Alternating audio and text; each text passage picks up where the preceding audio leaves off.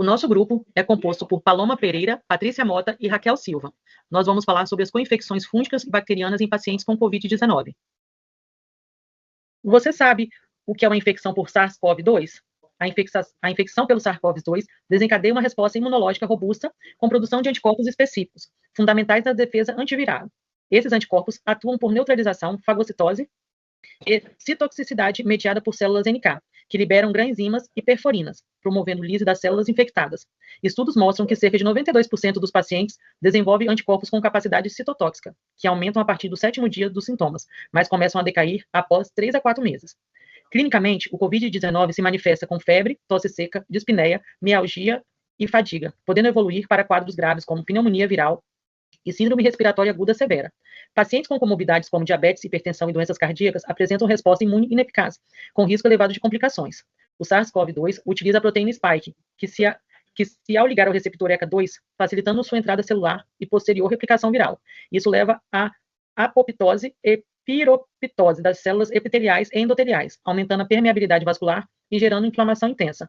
O quadro inflamatório é marcado pela chamada tempestade de citocinas, com elevação dos marcadores inflamatórios responsáveis pelos danos teciduais, insuficiência respiratória e risco de sepse viral. Além disso, ocorre exaustão linfocitária, principalmente dos linfócitos, comprometendo ainda mais a resposta imune. O vírus também induz a desregulação do sistema renina-angiotensina, agravando o processo inflamatório e vasculares, contribuindo para complicações cardíacas, renais e neurológicas. Curiosamente, apesar da produção de anticorpos neutralizantes, alguns deles podem favorecer a infecção celular via receptores FC, exacerbando a inflamação e danos pulmonares. O objetivo do nosso estudo sobre o Covid-19 é fornecer informações científicas embasadas de alta qualidade e rigor metodológico que apoiem profissionais de saúde, pesquisadores e a sociedade na tomada de decisões clínicas, terapêuticas e sanitárias. Esse estudo busca compreender a fisiopatologia, a dinâmica imunológica, o mecanismo de infecção viral e as respostas inflamatórias associadas ao SARS-CoV-2, além de avaliar a eficácia de terapias, vacinas e estratégias de controle epidemiológico. A visão do estudo é manter uma atualização constante de evidências científicas, assegurando que todos sejam amplamente disseminados de forma clara, ética e tecnicamente precisa. Assim, contribui diretamente para a orientação farmacológica, o desenvolvimento de protocolos terapêuticos e a implementação de medidas da saúde pública, fundamentadas na ciência. O propósito maior é atuar com responsabilidade social, reforçando a importância da ciência baseada em evidências, promovendo confiança e transparência nas informações e contribuindo para o enfrentamento qualificado dessa emergência sanitária global. As metodologias utilizadas para o tratamento do Covid-19 foram analisadas em estudos retrospectivos e prospectivos de múltiplos países, como a China, Estados Unidos e Itália, uma série de casos e revisões. Os dados foram extraídos de centros hospitalares com pacientes críticos, principalmente em UTIs, abordando taxas de co-infecção, uso de antibióticos e antifúngicos e a taxa de mortalidade associada. E tem como objetivo fornecer dados epidemiológicos e clínicos de alta acurácia, sustentados por rigor metodológico, fundamentais para orientar decisões terapêuticas, farmacológicas e sanitárias, tanto na esfera pública quanto na privada. A análise está centrada na compreensão dos processos fisiopatológicos do Covid-19, na resposta imunológica do hospedeiro nos impactos inflamatórios sistêmicos decorrentes da infecção viral. Além de avaliar a efetividade em intervenções imunológicas, farmacoterapêuticas e estratégicas de contenção epidemiológica. A vigilância epidemiológica adota critérios diagnósticos precisos. Casos suspeitos são definidos por quadro de síndrome gripal ou síndrome respiratória aguda grave, conforme diretrizes técnicas. A confirmação laboratorial ocorre pela biologia molecular, através da técnica de RT-qPCR, padrão ouro na detectação do RNA viral, além de testes imunológicos para detectação de anticorpos IgM e IgG, aplicados conforme a janela imunológica. Casos confirmados também podem ser avaliados por critério clínico epidemiológico. Já os casos descartados apresentam resultados laboratoriais negativos, sempre dentro dos parâmetros técnicos estabelecidos. A utilização de teste rápido, IgM e IgG, é restrita ao mapeamento sorológico populacional, sendo contraindicado para diagnósticos de infecção na fase aguda. O monitoramento operacional dos leitos hospitalares é realizado em tempo real, com controle rigoroso da taxa de ocupação, seguindo diretrizes sanitárias e epidemiológicas, garantindo a otimização dos recursos assistenciais. Foram implementados protocolos específicos para populações vulneráveis, incluindo pessoas privadas de liberdade e o sistema socioeducativo, com ações de vigilância ativa, rastreio clínico, isolamento respiratório e gestão integrada de casos suspeitos e confirmados, minimizando os riscos de surtos em ambientes fechados. A política de humanização segue parâmetros técnicos robustos, priorizando grupos populacionais com maior risco biológico e epidemiológicos, entre eles idosos, profissionais de saúde, indivíduos com comorbidades, gestante, puérperas, povos tradicionais, trabalhadores essenciais de transporte, segurança, educação e de setores industriais, além da população em situação de vulnerabilidade social e privada de liberdade. A definição destes grupos é baseada em análises estatísticas demográficas de risco sanitário, garantindo uma gestão farmacológica e imunológica eficaz no enfrentamento da pandemia. Este modelo de vigilância, diagnóstico e intervenção terapêutica reflete um compromisso técnico, científico com a saúde pública, baseado na ética, na responsabilidade sanitária e no rigor metodológico, assegurando que as práticas adotadas sejam fundamentadas em evidências sólidas, promovendo segurança, eficácia e qualidade na gestão da pandemia. Como os resultados impactam na área da saúde?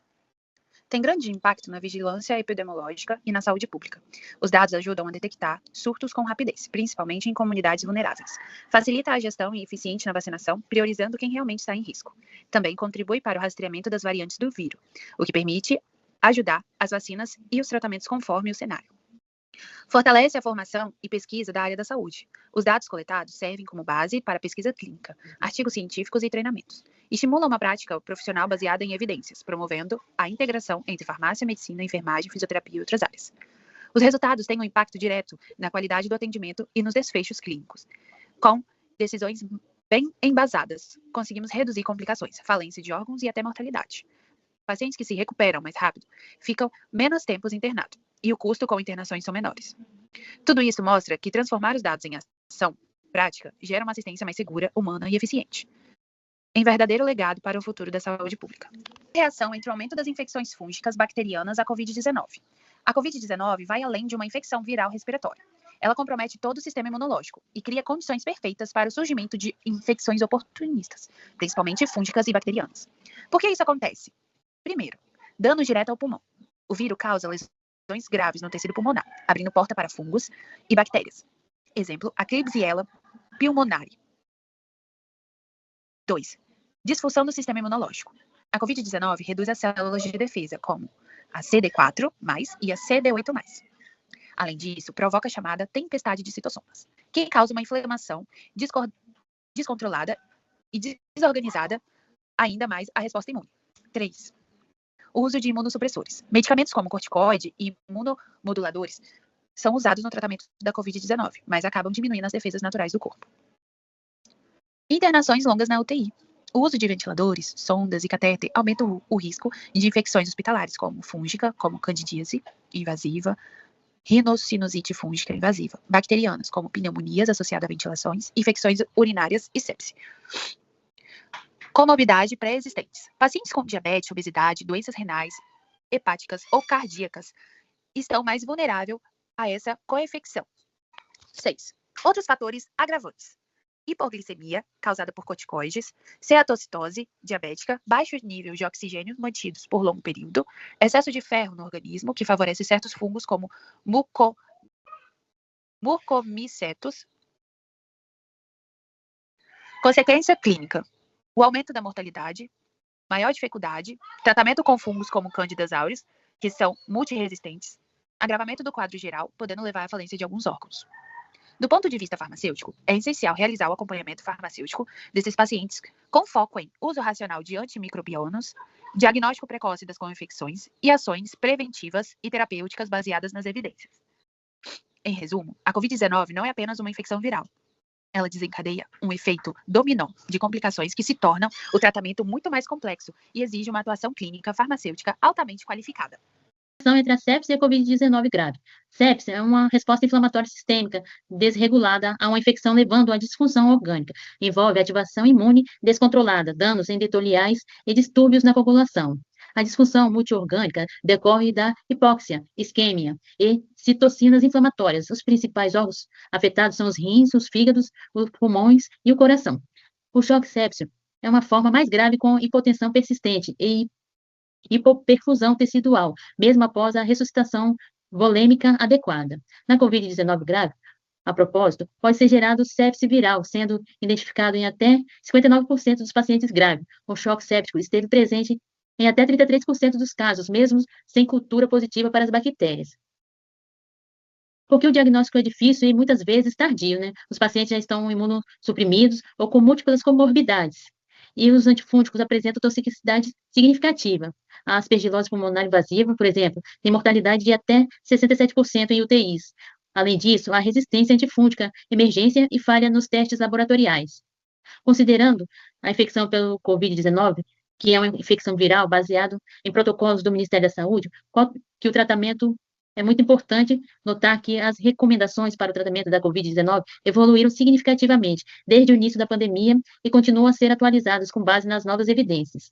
Os protocolos do Ministério da Saúde no Brasil, assim como as diretrizes internacionais, priorizam a abordagem baseada na gravidade da doença. Atualmente, o tratamento padrão para pacientes com Covid-19, baseado em protocolos do Ministério da Saúde e as melhores evidências científicas, é o seguinte: para casos leves e moderados, o tratamento de suporte sintomático é repouso, hidratação adequada, antitérmicos e analgésicos, monitoramento dos sistemas de alertas, e não é recomendado antibióticos, antifúngicos e também os antivirais orais para grupos de risco, para pacientes com alto risco de progressão para doenças graves, como as pessoas idosas, os imunocomprometidos, com comorbidades, e pode ser indicado o uso de antivirais orais iniciando os mais precoces possível após o início dos sintomas.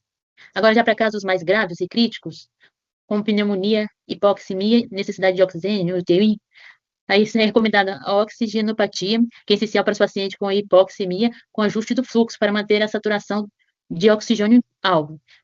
Também corticoides sistêmicos, e também que é o padrão ouro, que é administrar em doses moderadas, pois comprovadamente reduz a mortalidade e o tempo de internação. O mecanismo reduz a resposta inflamatória desregulada, que é a principal causa do dano orgânico na COVID-19 grave.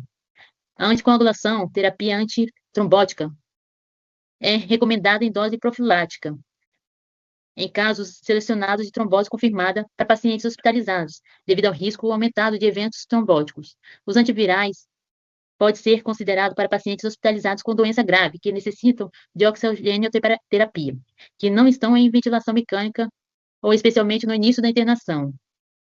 Imunomoduladores é para casos mais selecionados e podem ser considerados para pacientes graves com inflamação sistêmica progressiva e marcadores inflamatórios elevados, em combinação com corticoides. Já o manejo de suporte na UTI inclui a ventilação mecânica, que pode ser invasiva ou não, manejo de fluidos, suporte hemodinâmico, suporte renal e tratamento com infecções bacterianas e fúngicas. O tratamento é dinâmico e individualizado, não é um remédio para o Covid-19, mas uma abordagem que combina terapia antiviral, imunomodulação e suporte orgânico. O uso de antibióticos e antifúngicos é reservado para casos de suspeita ou confirmação de infecções bacterianas ou fúngicas secundárias, e não como tratamento rotineiro para a infecção viral inicial. Esse trabalho foi muito bom, pois apresenta dados comprovados pelo Ministério da Saúde e também traz essa lição, que a gente sempre está vendo os medicamentos